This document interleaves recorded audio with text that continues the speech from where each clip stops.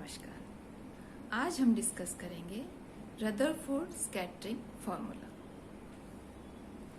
Rutherford alpha प्रकीर्णन निम्न अभिग्रहितों यानी कि पोस्टुलेट्स पर आधारित है। पहला है, परमाणुओं का घन आवेश उनके केंद्र पर अत्यल्प आयतन में केंद्रित होता है, जिसे नाभिक कहते हैं।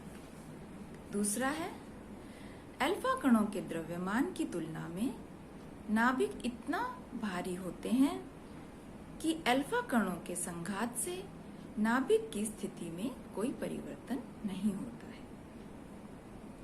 तीसरा है, प्रकीर्णन केवल अल्फा कण तथा नाभिक के प्रतिकर्षी कूलामी अन्योन्य क्रिया के कारण होता है। परमाणु में उपस्थित इलेक्ट्रॉन का प्रभाव नगण्य होता है। चौथा पोस्टुलेट है, नाभिक व अल्फा कण बिंदु मात्र होते हैं। यदि प्रकीर्णक नाभिक की परमाणु संख्या Z है, तब नाभिक का आवेश Ze होगा। अल्फा कण पर आवेश 2e होता है। अतः नाभिक और अल्फा कण के मध्य कार्यरत कूलाम प्रतिकर्षी बल होगा F के बराबर, जिसे हम लिख सकते हैं F बराबर है 1/4πε0 2Ze²/r²।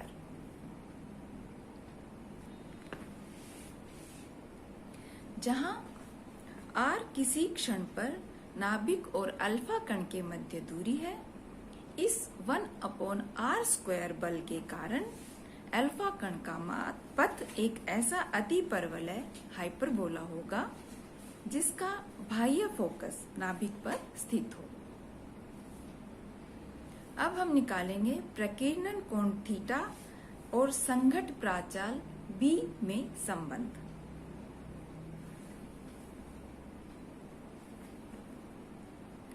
थीटा प्रकीर्णन कोण, B संघट्ट प्राचल यानी कि इम्पैक्ट पैरामीटर। अल्फा कण के लिए संघट्ट प्राचल B वह दूरी है जिससे अल्फा कण नाभिक के निकटतम से गुजरता यदि अल्फा नाभिक अन्योन्य क्रिया 0 होती। लेकिन अल्फा नाभिक की अन्योन्य क्रिया के कारण अल्फा कण अपने सरल रेखीय परिपथ से विचलित होकर एक अतिपरवलय पथ पर गमन करता है। अल्फा कण के लिए प्रकीर्णन कोण यानी कि स्कैटरिंग एंगल थीटा वह कोण है जिससे अल्फा कण का पथ विचलित हो जाता है।